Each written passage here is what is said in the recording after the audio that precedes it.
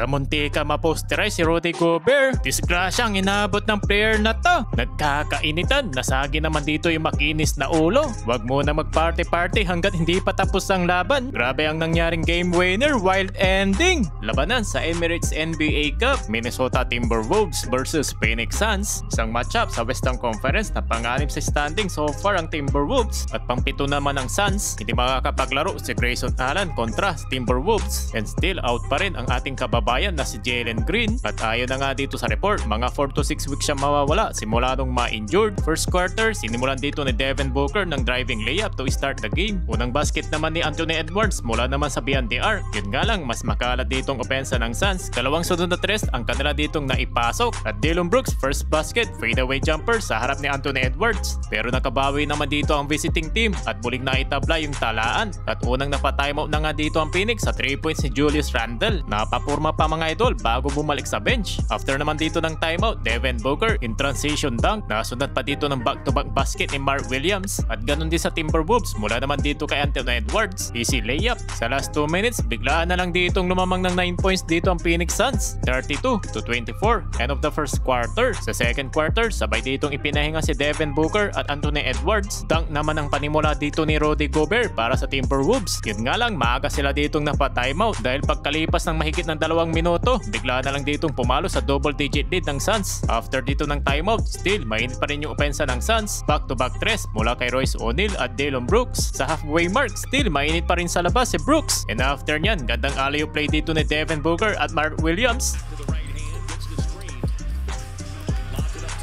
At under sa 3 minutes mark, anak ng pating, hindi pa naipasok dito ni Anthony Edwards yung kanyang wide open look 3-pointers. Pero buti na lang naipasok dito ni Rob Dillingham. Napatimeout dito ang Suns. Sa last 2 minutes, nagsagutan naman dito ng tres si Nasrid at Gillespie. At nakisali na rin sumagot dito si Anthony Edwards na may double digit scoring na rin dito mga idol. Kaso patuloy pa rin sila dito naghahabol at pumalo na nga dito sa 13-point lead, 62 to 49 halftime. Entering of the third quarter, bahagi naman dito nagkaroon ng miniran ang visiting team and one basket ni Julius Randle at bumitaw rin dito ng tres si Anthony Edwards. At under sa 9 minutes mark, naibaba nila dito sa 4-point lead ng Phoenix Suns. Napa-take over na rin dito si Anthony Edwards. Tinirahan niya pa ng harap-harapan ng tres dito sa Dillon Brooks. Napa-timeout dito ang home team, 1-point lead, 66 to 65. And after ang timeout, slam dunk naman mula kay Mark Williams. Pero mainit pa rin dito si Anthony Edwards. Buhat mo naman sa kabila. At napalitan lang nga niya dito ang laban na kung saan nagawa pa nila dito makuha ang lead, 76 to 71. Hirap nila ditong mapigilan ang anak ni Jordan with total 35 points si Edwards. Dito naman ang pa-timeout ang Suns, 79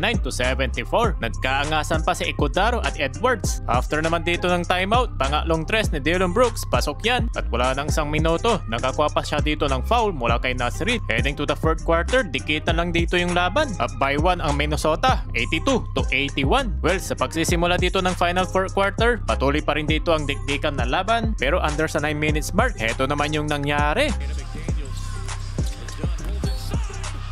Kabunti ka maposterize si Rudy Gobert. Katakot-takot yung bagsak to ni Ryan Dunn. Pero buti na lang, walang masamang nangyari sa kanya. And after nyan, napa-timeout dito ang Suns sa 3 points ni DiVincenzo. Pagkatapos naman dito ng timeout, bahagi naman dito nagkaroon ng minira ng Phoenix Suns na kung saan naibaba nila sa 5-point lead ng Timberwolves. Well, napa-timeout dyan ang visiting team. After dito ng timeout, baba na lang dito sa 3-point lead mula sa tres ni Royce O'Neal at natawakan pa dito si DiVincenzo. Nagkatrastukan sila dyan mga idol. At si Devin Booker naman dito na pa-take over para sa Phoenix Suns na kung saan nakuha pa nila dito muli ang kalamangan. Pero yun nga lang, under sa 3 minutes mark, pasok yung tres dito ni DiVincenzo. Nag-stare down pa sa bench. Pero nakabawi naman dito si Dillon Brooks para muli maitabla yung talaan. Sa last 2 minutes mga idol, nagkarambulan pa para sa agawan ng bola. Pero yun nga lang, naging ball possession dito ng Minnesota. Sabay na pa-party-party dito ang Timberwolves. After naman dito ng timeout, nagkainitan naman. Nasagi kasi yung makinis na ulo ni Rudy Gobert. Pero yun nga lang, wala na ditong isang minuto. Pumapalag pa rin ng Phoenix Suns. Pasok pa ang 3 points ni Jordan Goodwin. In transition, naibaba pa niya dito sa 1-point lead. At sa last 18 seconds, Anthony Edwards, naimintis niya pa dito ang kanyang 2 free throws. May pagkakataon pa ang Suns, timeout. After dito ng timeout, Colin Gillespie for taking the lead.